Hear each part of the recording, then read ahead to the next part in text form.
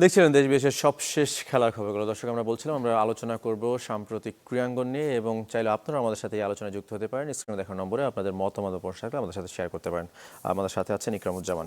ইকরামুজ্জামান ভাই, যদি শুরুতেই গতকালকে যেটা করলেন আমাদের ক্রীড়া প্রতিমন্ত্রী, একজন সমর্থক হিসেবে আবাহনীতে ঘুরতে গেলেন, আবাহনীর পরিদর্শন করেছেন, এবং তিনি কিন্তু সেখানে একটা কথা বলেছেন স্পষ্টভাবে যে রাজনৈতিক বিবেচনায় কোনো ক্লাব পরিচালিত হবে না। মানে একটু পরিবর্তনের আভাস পাচ্ছেন কিনা এই বার্তার মাধ্যমে? অবশ্যই। এবং শুধু এটা না, ক্লাব পরিদর্শন করতে গিয়েছেন, এবং আমিনুল কিন্তু ওই ক্লাবেও খেলেছেন এক সময়, ওই আবাহনীতে উনি খেলেছেন। যাই হোক, তো উনি যেটা গিয়েছেন মোহামেডান ক্লাবে এর আগে গিয়েছিলেন, তারপর এখন আবাহনীতে ক্লাবে গেলেন, একটা স্পষ্ট বার্তা দিয়েছেন। এই বার্তাটা কিন্তু আমার মনে হয় যারা ক্রীড়ানুরাগী মহল তারা উৎসাহিত হবে, এবং তাদের এই বার্তাটা তাদেরকে আকৃষ্ট করবে, এবং তারা চিন্তা করবে যে অন্যরকম একটা চিন্তাভাবনা চলছে। কারণ দলীয়করণ করাটা একটা মারাত্মক অবস্থান দাঁড়িয়েছে বাংলাদেশের ক্রীড়াঙ্গনে। গত 55 বছরে যে অবস্থায় দাঁড়িয়েছে, এটা কিন্তু সুস্থ জীবনবোধ এখানে নাই। এটা কারণটা কি? আমরা আমাদের সংস্কৃতি থেকে পিছিয়ে গেছি, আমরা সরে গেছি যে সংস্কৃতিটা ছিল। আসলে আমিনুল সাহেবকে কেন বলতে হয়েছে মন্ত্রী সাহেবকে যে দলীয়করণ চলবে না, মানে ক্লাবের রাজনীতির সঙ্গে সংশ্লিষ্ট লোকেরা আছেন, থাকবেন, এটা সারা জীবন ছিল। আপনি যদি দেখেন আমাদের ইতিহাস কি বলে, আমাদের ক্রীড়াঙ্গনের ইতিহাস কিন্তু একটু অন্যরকম, আমাদের সংস্কৃতি অন্যরকম। আমরা কিন্তু যুগ যুগ ধরে ক্রীড়াঙ্গনের সঙ্গে যারা জড়িত ছিল তারা কিন্তু রাজনীতির সঙ্গে সম্পর্কিত ছিলেন, কিন্তু তারা কিন্তু কখনো তাদের নিজস্ব রাজনীতিকে ক্রীড়াঙ্গন বা ক্লাবে নিয়ে আসেননি। এটাই ছিল সবচেয়ে সৌন্দর্য ওই জায়গায়। এবং নাতে এই অবস্থা চলে আসছে, হঠাৎ করে একটা জিনিস শুরু হলো, তখন দলীয়করণ শুরু হলো। এখানে এই জিনিসটা কিন্তু সবচেয়ে, এই দলীয়করণটা কবে থেকে, মানে ধরেন গত 15-20 বছর ধরে বেশি হয়েছে, খুব বেশি। এটা কারণ কি জানেন? এখানে পুনর্বাসন করা হয়েছে, এইসব সেক্টরে পুনর্বাসন করা হয়েছে বিভিন্ন দলীয় সমর্থকদেরকে, বা অনেকের আছে উচ্চ আশা আছে এখানে আসতে পারে। কারণ স্পোর্টসে যেভাবে মানুষকে তুলে ধরা সম্ভব হয়, অন্য কিছু তো সম্ভব নয়, তাই অনেকেই উৎসাহ দেখিয়েছেন। কিন্তু ওই যে আমি আগেই বলেছি যে আগে কিন্তু বিভিন্ন রাজনীতি মতবাদের মানুষরা বিভিন্ন ক্লাবের সাথে সংগঠনের সঙ্গে জড়িত ছিলেন। আপনি যদি ইভেন বাংলাদেশের মানে হিস্ট্রিটা দেখেন, প্রথম ফুটবল ফেডারেশনে কারা ছিলেন, কিন্তু তারা কিন্তু কেউ রাজনীতিকে এখানে আনে নাই। এটা কিন্তু সবচেয়ে ওইখানে কি বিউটিটা কিন্তু ওই জায়গাটাতে। শুধু এটা না, প্রথম ইপিএসএফ সেই 50 দশকে যখন শুরু হয়েছে, যিনি প্রেসিডেন্ট ছিলেন উনিও কিন্তু রাজনীতি ব্যক্তিত্ব, হাবিবুল্লাহ বাহার চৌধুরী। এগুলো কিন্তু একটা জিনিস হয়েছে, মানে এই জিনিসটা ওনারা আনেন নাই, না আনাতেই এই হয়েছে। কিন্তু যখন আনা শুরু হয়ে গেল, দেখা গেল এটার অসম্ভব বাজে অবস্থান দাঁড়িয়ে গেছে। কারণ এরা সামনে চলে আসছে, এবং ওনারা আসাতে যারা সত্যিকারের ক্রীড়া সংগঠক তারা নিজেদেরকে মিসফিট মনে করেছেন, আস্তে আস্তে তারা সরে গেছেন। কালকে প্রতিমন্ত্রী সাহেব যেটা বলেছেন, এটা খুব ভালো জিনিস, খুব ভালো কথা বলেছেন। উনি মোহামেডান ক্লাবেও বলেছেন, আবাহনী ক্লাবেও বলেছেন, উনি বলেছেন উনি অন্যান্য ক্লাবেও যাবেন। সব ক্লাবে যে উনি যদি এটা করেন, এটা খুব ভালো রাজনীতি। এটা কি আসলে মানে বিবেচনা করা হয় কিনা আসলে যখন কমিটি গঠন করা হয়? কথা হয়েছে, উনি কিন্তু বলেছেন যে কমিটি গঠন করা উচিত। কারণ ওইখানে আবাহনী ক্লাবের সঙ্গে যারা দাঁড়িয়েছিলেন, ওখানে কিন্তু আবাহনী ক্লাবে যখন করেছেন, ওখানে কিন্তু অন্য একটা ক্লাবের, মোহামেডান ক্লাবেরও একজন বড় কর্মকর্তা ওখানে উপস্থিত ছিলেন। এই জিনিসটা কিন্তু খুব ভালো, যে এই যে সবাই মিলে করা। এরপর হয়তো তারা বসুন্ধরা কিংস বা অন্যান্য ক্লাবে যাবেন, রহমতগঞ্জে যাবেন, এগুলো খুব ভালো। কিন্তু এই জিনিসটা কিন্তু এটা মেনটেন করতে হবে, এটা ধরে রাখতে হবে। আমরা যদি দেখি যে 5ই আগস্টের পর কিন্তু মানে এক রাতের মধ্যেই সবকিছু চেঞ্জ হয়ে গেল, পুরো সব কমিটি বাতিল হয়ে গেল, নতুন করে হলো। এরপর আবার কিন্তু এই সরকার আসার পর আবার সেই পুরনো কমিটি বাতিল হয়ে যাচ্ছে। তো তারাও তো বলেছিল যে আসলে রাজনীতিকরণ করা হবে না, তারা এসেও বলছে রাজনীতি করা হবে না। তাহলে আগের লোকগুলো এখন বাদ পড়ছে কেন? এইখানেই আমাদের সবচেয়ে বড় ভুল।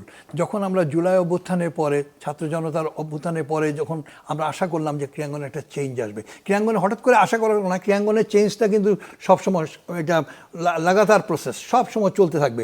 মানে ক্রীড়াঙ্গন বদলায় সবসময়, মুভিং প্যারেড ক্রীড়াঙ্গনটা সবসময়।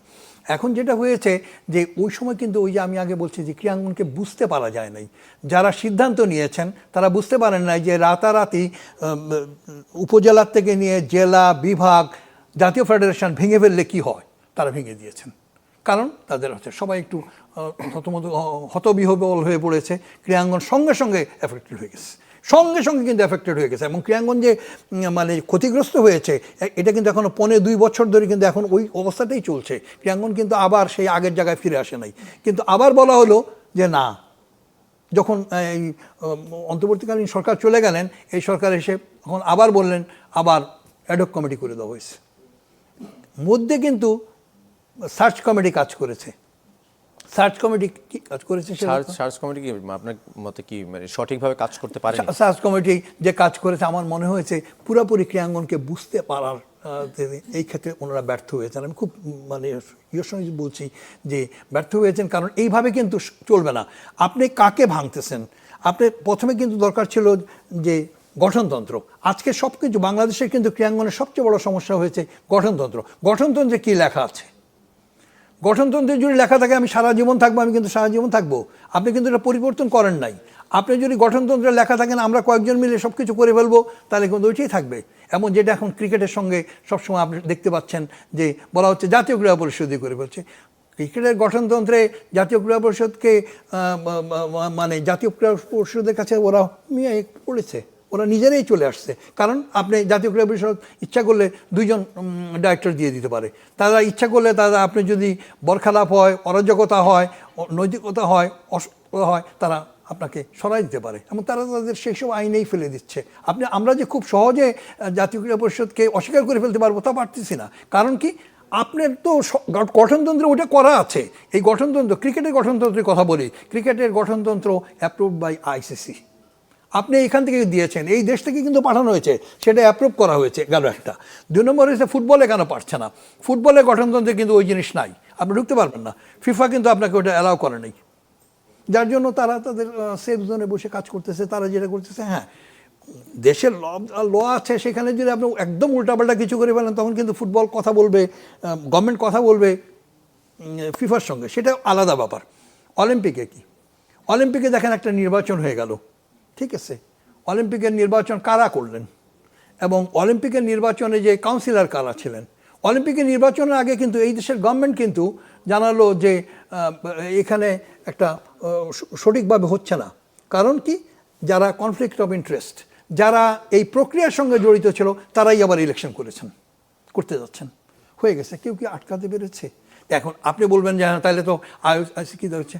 কথা হয়েছে কি, আমরা আমাদের সংস্কৃতিকে বুঝতে পারছি না, না বোঝাতে এই জিনিসটা এসে দাঁড়িয়েছে। আজকে যেমন এই সমস্ত ক্রীড়াঙ্গনে একটা মানে অনেক বড় বাজনা বাজছে সবসময়, কী হবে কী হবে কী হবে। ক্রীড়াঙ্গনে কিন্তু কিছু করা যাচ্ছে না।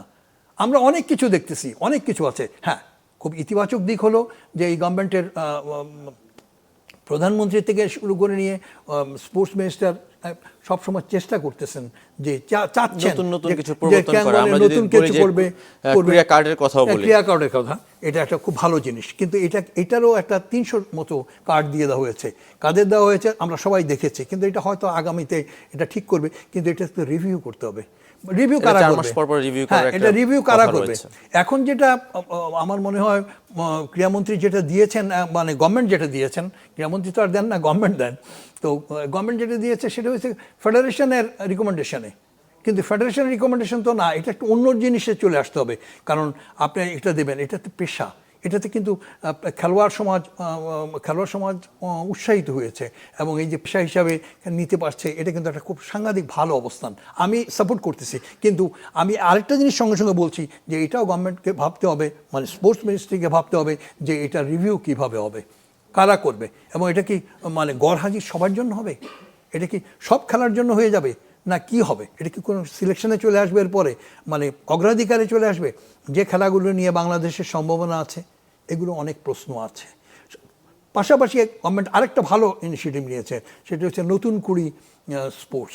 নতুন কুড়ি স্পোর্টসটা 64টা ডিস্ট্রিক্টে একসঙ্গে হবে। It's very good program. এই প্রোগ্রামটা, এই নতুন কুড়ি কিন্তু মানে প্রেসিডেন্ট জিয়াউর রহমান সাহেবের সময় থেকে করা হয়েছিল, ওখান থেকে কিন্তু ভালো রেজাল্ট পাওয়া গেছে। এখানেও যদি স্পোর্টসেও যদি এটা সত্যিকারভাবে সম্ভব হয়, সবচেয়ে বড় হচ্ছে কি প্রশাসনিক ব্যাপার।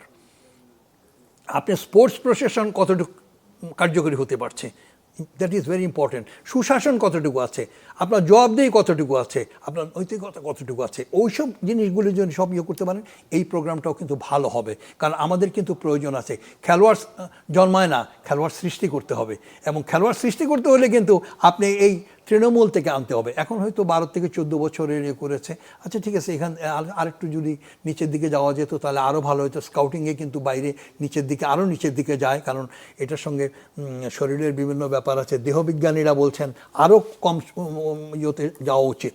তো যাই হোক, এগুলো এইসব ইনিশিয়েটিভগুলো ভালো, কিন্তু এখন কথা হচ্ছে কি, সব কিছু ভালো তো সব কিছু আছে, কিন্তু ভালোকে তো সাস্টেইন করতে হবে, ভালোগুলোকে ধরে রাখতে হবে। এখন আমরা কি হচ্ছে, এখন যেখানে আছে অ্যাডো বডি, এদেরকে বলা হচ্ছে ইলেকশন করো। কিসের বিষয়ে ইলেকশন করবে? সে কি তার পুরনো কনস্টিটিউশনের গঠনতন্ত্রের কে ধরে এনে ইলেকশন করবে? তাহলে গঠনতন্ত্র চেঞ্জ করা হয় না, গঠনতন্ত্র তো চেঞ্জ করা হয় না, সেই ক্ষেত্রে তো পুরনোরাই আসবে, সেই আসবে। আমরা বলছি সেই পুরনো মানুষগুলোর মুখকে তো কারা করেছে? এটা তো গঠনতন্ত্রে ভাই, প্রথম তো গঠনতন্ত্রে কাজ করতে হবে, নাহলে তো হবে না। সুশাসন নাই বলেই, জবাবদিহিতা নাই বলেই, দায়বদ্ধতা নাই বলেই, নৈতিকতাকে ইয়ে করা হয় না বলেই কিন্তু এই জিনিসটা হয়েছে। কারণ আমরা মনে করেছিলাম যে এগুলি সব কিছু সম্ভব, তারপরে আমরা নিজেরাই ভেবেছি সব কিছু সম্ভব না, এত সহজ ব্যাপার নয়। আমরা যদি ক্রীড়া কার্ড নিয়ে কথা বলি, যে ক্রীড়া কার্ড যেটা করা হয়েছে সেই জায়গাটা মানে খেলোয়াড়রা কি আরো উদ্বুদ্ধ হবে কিনা? খেলোয়াড় তো অবশ্যই উদ্বুদ্ধ হবে। আমাদের দেশে খেলোয়াড়দের কি অবস্থা আপনি সবাই জানি, আমরা খুব কাছে থেকে দেখি, আপনি খুব কাছে থেকে খেলোয়াড়দের অবস্থান জানি। এই যে আপনি 300 মানুষ খেলোয়াড় কার্ড পেয়েছেন, যারাই হোক, যে খেলার থেকে হোক পেয়েছেন, এটা কিন্তু একটা সাংঘাতিক বড় ইনসেন্টিভ, এটা কিন্তু তারা অনুপ্রাণিত হবে।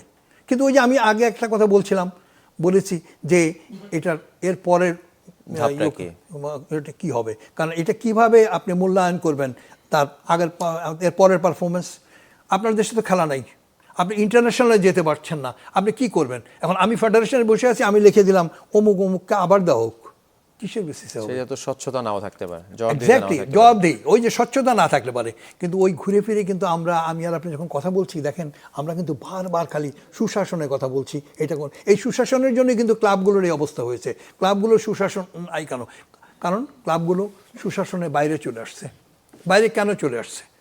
ক্লাবের যে কালচার, ক্লাবের যে সংস্কৃতি, সেই সংস্কৃতি থেকে বাইরে। হ্যাঁ, আমাদের দেশে ক্লাবের সংস্কৃতিটা যেটা ছিল একসময়, এইসব লোকজন ক্লাবকে টাকা পয়সা দিয়েছেন, করেছেন, বিত্তশীল মানুষরা করেছেন, বিত্তবান মানুষরা করেছেন, কিন্তু এটা তো এখন নাই। এখন তো ক্লাবগুলোকে তো অন্য অবস্থায় আসতে হবে, তাদের নিজস্ব একটা আয়ের ব্যবস্থা করতে হবে। যদিও মাননীয় মন্ত্রী বলেছেন যে উনি এগুলো ব্যাপারেও দেখবেন, এবং ওনারা কিন্তু কথা বলছেন। আমি যতদূর জানি ব্যাংক এবং বিভিন্ন কর্পোরেট হাউসের সঙ্গে কথা বলেছেন টু হেল্প দিস ক্লাব। কারণ এখন দেখেন ক্লাবের কতগুলো সমস্যা আছে যেগুলো খুব লজ্জাজনক। অনেক বড় বড় ক্লাব, আমি নাম উচ্চারণ করছি না। ইকরামুজ্জামান ভাই, আমরা এটা নিয়ে আলোচনা করবো বিরতির পর। আমাদের ছোট্ট একটা বিরতি নিতে হবে। দর্শক আমাদের সঙ্গেই থাকবেন, ক্লেমন বিয়ন্ড জানাচ্ছি ছোট্ট একটা বিরতি।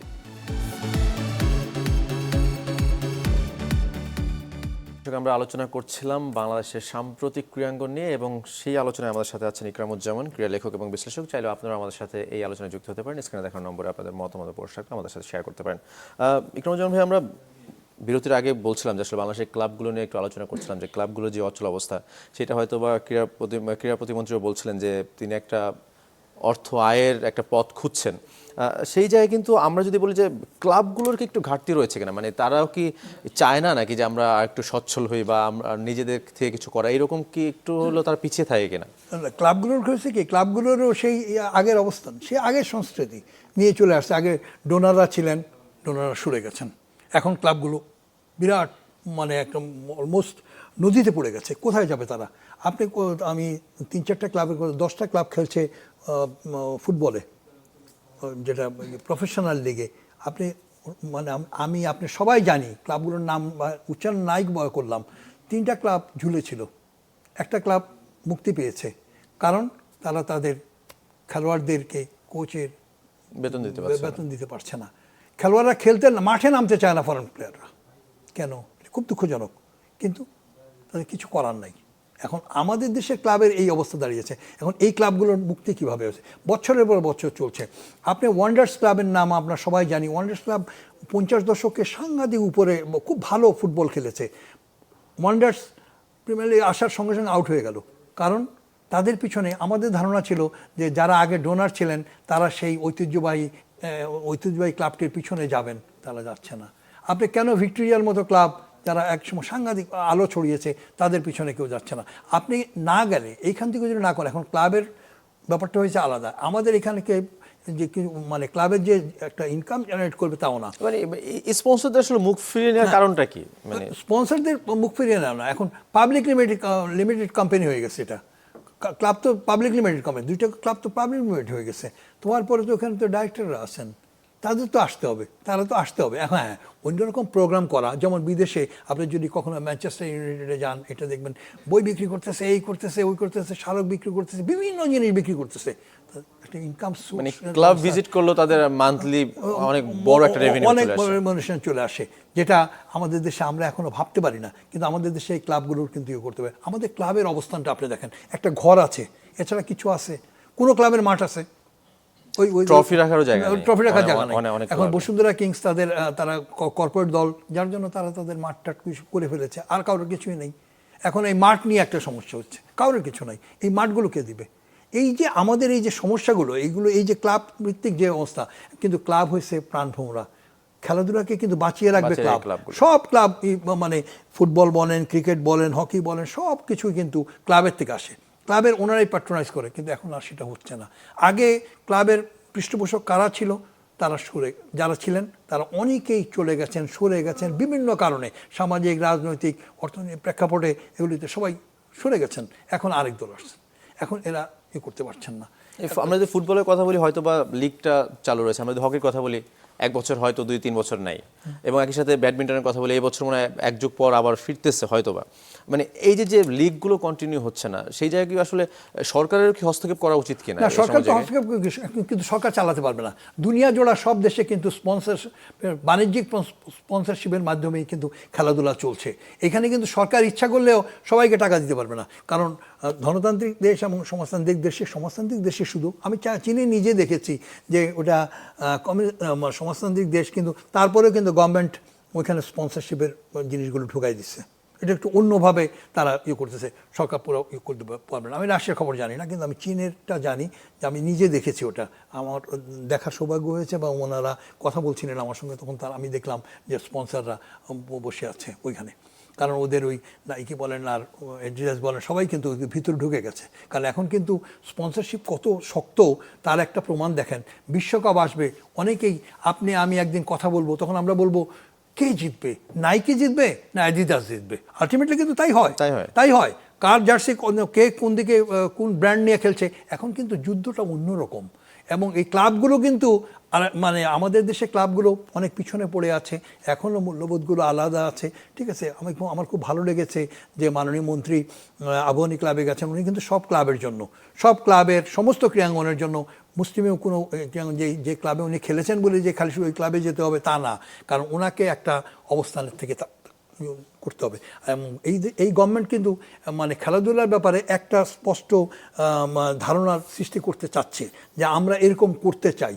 এটার একটা কারণ আছে, দুইটা কারণ কি, প্রেসিডেন্ট জিয়ার রহমানের সময় থেকে কিন্তু এটাকে তোলা হয়েছে, এটা বাড়ানো হয়েছে। এই যে আজকে আপনি নতুন করে ওরা কেন করে, তখন কিন্তু নতুন করে করা হয়েছে। আপনি নিশ্চয়ই জানেন যে শিশু কিশোর ফেডারেশনও কিন্তু জানেন, মানে জিয়া রহমান সাহেব তখন কিন্তু করেছিলেন। এগুলো কিন্তু ভালো জিনিস। এখন যে খেলাধুলা হবে, এই যে আমরা আজকে বললাম ক্লাবগুলোর কি অবস্থা হয়েছে, কালকে কাগজে দেখলাম ক্লাবগুলো ক্রিকেট বোধহয় নেমে যাবে, গিয়ার্স কিনতে সাংঘাতিক প্রবলেম হবে। সরঞ্জামাদির উপর ট্যাক্স বেড়েছে। এটা কিভাবে করা যায়? 1977 সালে জেনারেল এরশাদ তখন জাতীয় ক্রীড়া পরিষদে ছিলেন, এবং এম এ রশিদ সাহেব, উনি বাংলাদেশ স্পোর্টস প্রেস অ্যাসোসিয়েশনের প্রেসিডেন্টও ছিলেন। রশিদ ভাই তখন সেক্রেটারি ছিলেন স্পোর্টস এরিয়াতে। ওনারা প্রেসিডেন্ট জিয়াউর রহমান সাহেবের কাছে গেলেন, যা বললেন যে স্যার এখানে তো সব ট্যাক্সে সব শেষ করে ফেলছে, স্যার আপনি মাফ করে দিতে হবে। উনি মাফ করে দিয়েছিলেন, কারণ উনি ভেবেছিলেন যে এই ক্ষেত্রে যতটুকু ট্যাক্সে লাভ হবে, খেলাধুলা করলে এর চেয়ে বেশি লাভ হবে। এবং এই জন্য আসলে সামগ্রিকভাবে কাজ করতে হবে, সামগ্রিকভাবে দুই দল আসলে মিলে আমার মনে হয় একটা পরিকল্পনা করা উচিত। অসংখ্য ধন্যবাদ ইকরামুজ্জামান ভাই, আমাদের শেষ করতে হচ্ছে আজকে। দর্শক ধন্যবাদ সঙ্গে থাকার জন্য।